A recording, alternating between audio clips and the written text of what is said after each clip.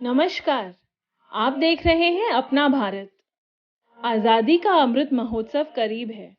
इस मौके पर हम आपको करा रहे हैं स्वतंत्रता पूर्व भारत से मुलाकात, यानी कि उस भारत से जिसे स्वतंत्र होने में कुछ ही महीने का समय बाकी है। तो आइए चलते हैं। मैं 1947 का हिंदुस्तान बोल रहा हूँ। एक तरफ आजादी की पटकथा लिखी जा रही थी तो दूसरी तरफ गली मोहल्लों में कौमी तराने गूंज रहे थे। धूप तेज होने लगी थी और आजादी पाने की आवाज भी। कदम कदम बढ़ाए जा, खुशी के गीत गाए जा, ये जिंदगी है कौम की, तू कौम पर लुटाए जा।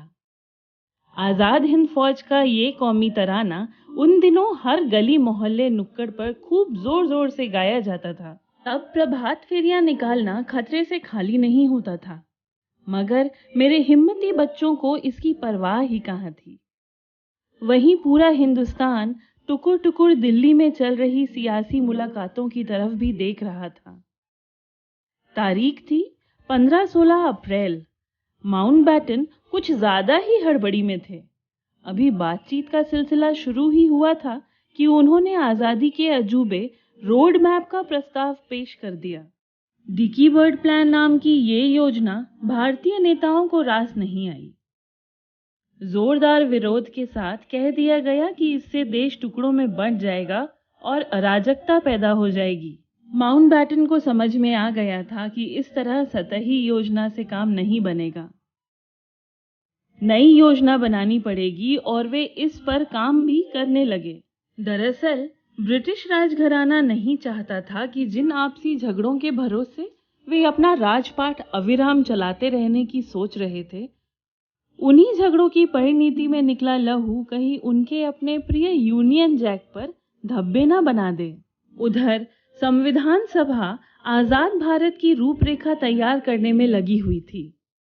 इन्हीं दिनों डॉक्टर भीमराव अंबेडकर ने संविधान सभा में हिंदू कोड बिल पेश कर दिया था। नेहरू के समर्थन के बावजूद इस बिल का जमकर विरोध हुआ।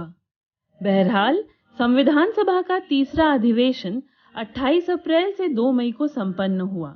इसमें मुस्लिम लीग ने तो भाग नहीं लिया, लेकिन अधिवेशन शुरू होने से पहले ही 6 राज्यों के प्रतिनिधि संविधान सभा के सदस्य बन चुके थे। इस बीच त्रावणकोर, भोपाल, हैदराबाद, जोधपुर और जूनागढ़ रियासतों के प्रमुखों और उनकी प्रजा में मतभेद गहराता जा रहा था। भोपाल रियासत के नवाब हमीदुल्ला खान मुस्लिम लीग के नेताओं के करीबी थे। कहा जाता है कि वे तय नहीं कर पा रहे थे कि भारत का हिस्सा बने या नहीं, जबकि वहां की हिंदू बाहुल्य जनता उनके विरोध में थी।